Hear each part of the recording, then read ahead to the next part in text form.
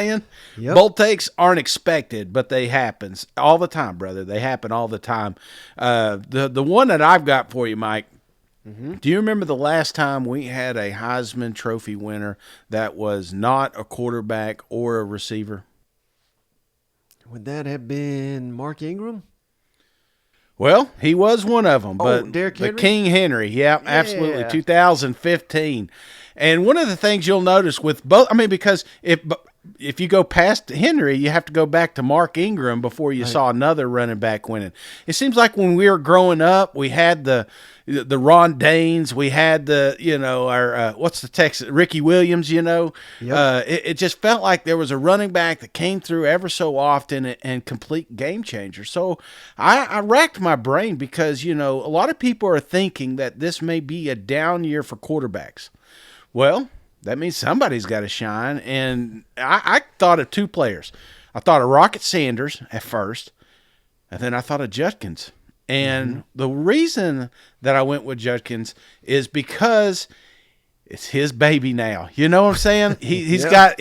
If you look at what Henry did when he won, now he's probably like a one-off. I mean, they force-fed this kid just like they do in the NFL. But I think he had like 2,300 yards rushing or something crazy like that, over 28 touchdowns, just ridiculous stat line. Mark Ingram collectively through receiving had over 2,000 yards.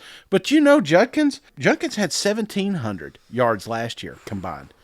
And you know what I'm saying? And don't forget, Evans took 1,000 of it and 10 touchdowns. If he took half of those stats, brother, he would have been, well over 2,000. He would have had well over 20 touchdowns, similar stat lines to Alabama running backs Mark Ingram and King Henry. So I think that's my bold take. Now, to take it one step further, Mike, all right? Because I like How taking bold it are one we step getting further. here? Mike, this is bold. They got to have a signature win. Yeah. All right. I think when you're looking at a team, because unfortunately I don't see Ole Miss winning an SEC championship. I don't see them winning a natty. Their schedule is tough as hell, and it is a juggernaut of a schedule. Now, could it happen? Obviously, but that's just a little too bold for me. I'm looking for a signature victory, and when I'm looking at this schedule, you know where they're going to find it? I think I've already discovered it, Shane, at Georgia. Athens, baby. Now, this is why. Pull over, Georgia fans. Don't wreck. This is a bold take here. But when I'm looking at the schedule for a signature win with Ole Miss, you got to remember at this point, by the time they play, Ole Miss has played Alabama.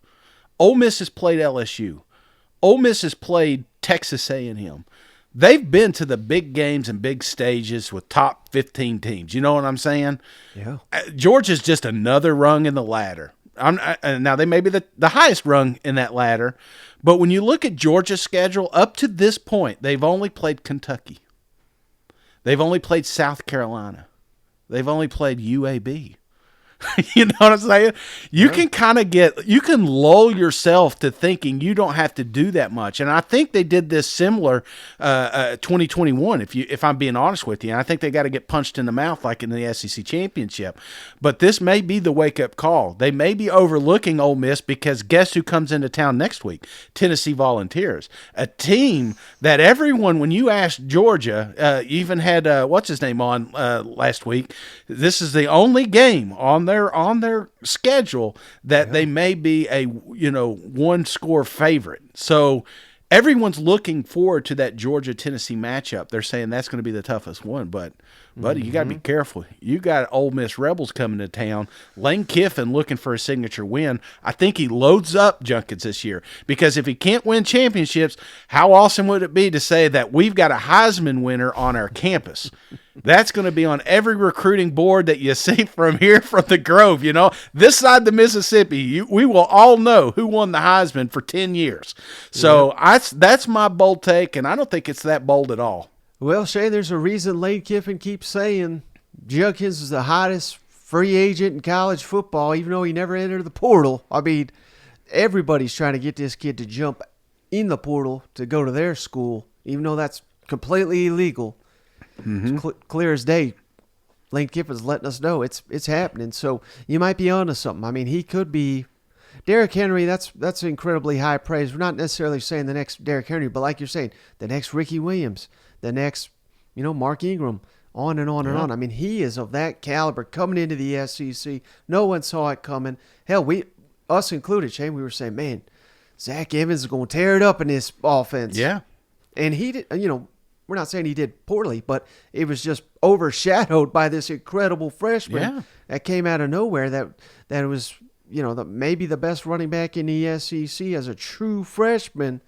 Just imagine what he could do as a sophomore. So, yeah, you might be on something. And Evans had 1,000 yards. 10 touchdowns. Very, very productive running back. There was a lot of running backs in the SEC that did not do that. Now, I still think there's a lot of committees floating out there, and I still think they'll have a little bit of a committee up there in Ole Miss. They're just not going to let him run to death, but they're going to let him eat, man. And I think that's the recipe for winning a Heisman in the SEC, or just college football in general, is getting to 2,000 yards and at least 20 touchdowns and having that signature victory.